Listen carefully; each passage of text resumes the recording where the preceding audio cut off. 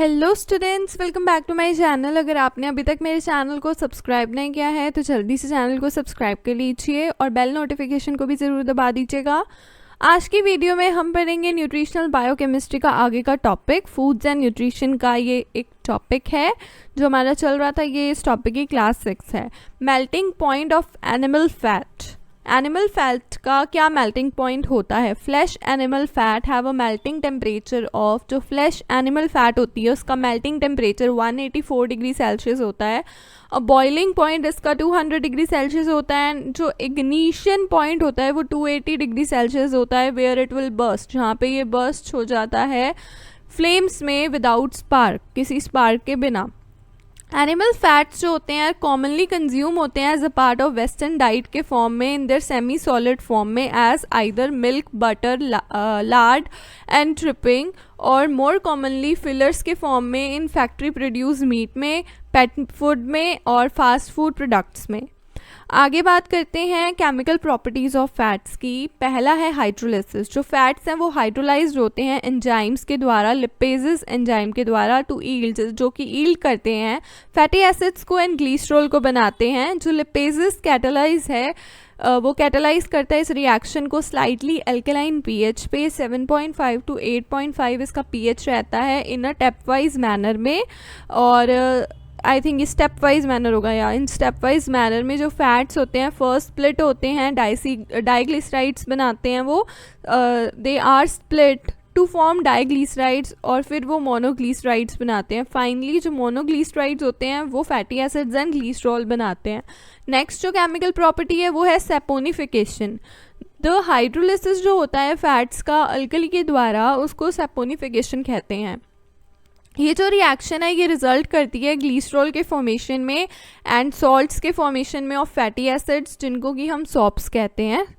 Next है hydrolytic rancidity. When butter या दूसरे जो फैट्स होते हैं उनको स्टोर किया जाता है तो वो रेंसिड हो जाते हैं, खट्टे हो जाते हैं, कई बार ख़राब हो जाते हैं, उनमें से ऑर्डर स्मेल निकलने लगता है एंड अनपैलेटेबल हो जाते हैं, हम उनको कंज्यूम नहीं कर पाते हैं। जो रेंसिडिटी है वो कॉज होती है माइक्रो ऑर्गेनिजम्स की ग्रोथ से, जो कि सिक्रीट करते हैं एंजाइम्स को लाइक लिपेजेस, एंड ये स्प्लिट होते हैं, दी स्प्लिट्स, ये स्प्लिट करते हैं एंजाइम्स फैट को ग्लिसरॉल में एंड फ्री फैटी एसिड्स में। और जो फैटी एसिड्स होते हैं वो इम्पार्ट करते हैं अनप्लीजेंट ऑर्डर, एक ऐसी ऑर्डर जो हमें मतलब सूंघना, हमें ब्रीथ करना मंजूर नहीं होती, हम नहीं ब्रीथ कर पाते हैं, और एक अलग ही बिल्कुल ही बेकार सा फ्लेवर आने लगता है टू द फैट। हाउएवर जो बटर है आप उसको प्रिवेंट कर सकते हो रेंसिड होने से, लाइक उसको रेफ्रिजरेशन करो, उसको फ्रिज में स्टोर करके रखो एंड उसके अंदर से पानी को एक्सक्लूड कर दो या फिर सॉल्ट को ऐड कर लो।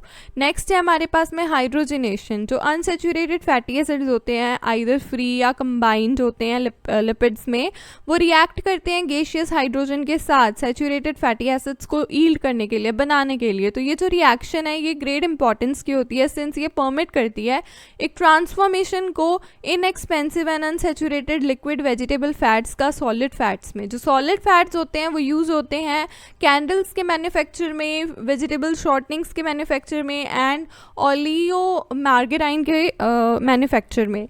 नेक्स्ट है हमारे पास हैलोजिनेशन। हैलोजिनेशन क्या होता है? जो अनसेचुरेटेड फैटी एसिड्स होते हैं और उनके जो ईस्टर्स होते हैं वो कैन टेक अप, वो हेलोजेंस को टेकअप करते हैं, लाइक ब्रोमाइन हो गया Br2 एंड आयोडीन हो गया I2, at their double bond पे at room temperature acidic acid में या फिर मिथेनॉल सोल्यूशन में।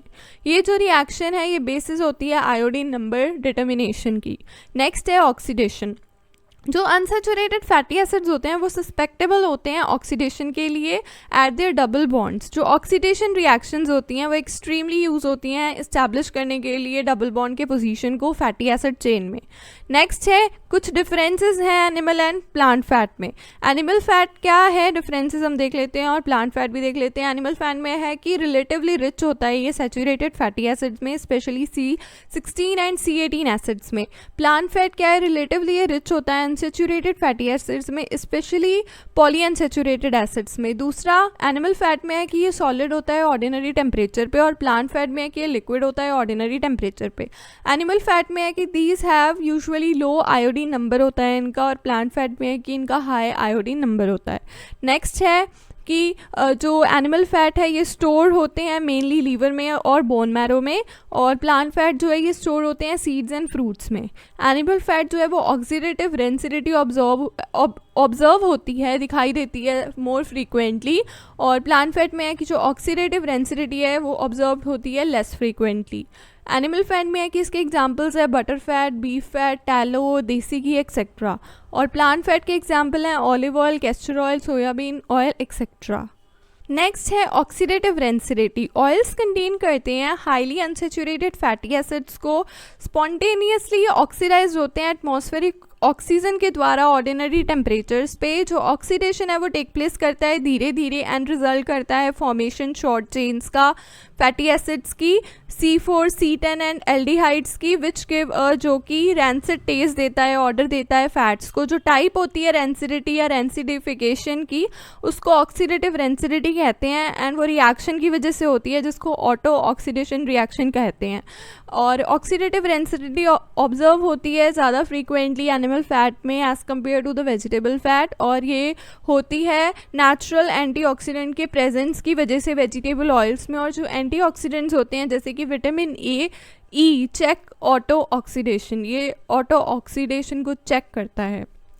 नेक्स्ट है डिहाइड्रेशन एक्रोलियन टेस्ट। फैट्स को जब हीट किया जाता है in the presence of dehydrating agent NaHSO4, KHSO4, ये प्रोड्यूस करते हैं अनसेचुरेटेड एल्डिहाइड को जिसको कि एक्रोलिन फ्रॉम ग्लिसरॉल मोइटी कहते हैं।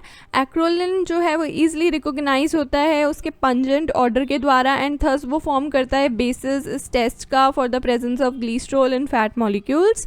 असेंशियल फैटी एसिड डेफिशिएंसी के बारे में बात कर लेते हैं। Human brain, central nervous system और जो मेम्ब्रेन्स होती हैं थ्रू आउट द बॉडी उनको ओमेगा 3 फैटी एसिड्स चाहिए होता है, स्पेशली इकोसा पेंटेनोइक एसिड चाहिए होता है, EPA चाहिए होता है, एंड डोकोसा हेक्सेनोइक एसिड DHA चाहिए होता है ऑप्टिमम फंक्शन के लिए। ये इंपॉर्टेंट है यहाँ पे कि हमारा ह्यूमन ब्रेन, हमारा सेंट्रल नर्वस सिस्टम और जो हमारे मेम्ब्रेन्स हैं थ्रू आउट आवर बॉडी उनको क्या ज़रूरत होती है ऑप्टिमम फंक्शन के लिए, तो उनको EPA की एंड DHA की ज़रूरत होती है। EPA को ज़रूरत होती है, EPA means eicosapentaenoic acid and DHA means docosahexaenoic acid for optimum function. आगे बढ़ते हैं। कोनोज 1992 में प्रपोज किया था उन्होंने दैट ग्रेटर अवेलेबिलिटी जो होती है long chain omega 3 fatty acids की वो अलाउ करती है ह्यूमन को डेवलप करने में उनका कॉम्प्लेक्स ब्रेन को और उनके न्यूरल सिस्टम को।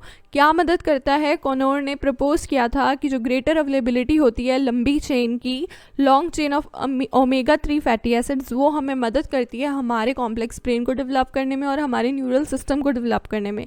ह्यूमन बींग्स जो डेफिशिएंट होते हैं, जिनमें कमी होती है ओमेगा 3 फैटी एसिड्स की, वो ग्रो करते हैं एंड रिप्रोड्यूस करते हैं normally but is at risk, but वो रिस्क पे होते हैं। डेवलपिंग लर्निंग प्रॉब्लम्स उनको हो सकती है, इम्पेयर्ड विजन हो सकता है या पॉलीडिप्सिया हो सकता है। जो इम्पैक्ट होता है ओमेगा 3 फैटी एसिड्स का कार्डियोवास्कुलर डिजीज़ पे, अरेथराइटिस पे, कैंसर पे एंड दूसरे क्रॉनिक डिजीज़ पे, as well as altered immune and mental states पे भी, including attention deficient hyper activity disorders भी हो सकते हैं, डिप्रेशन भी हो सकता है, इज अंडर इंटेंस स्टडी।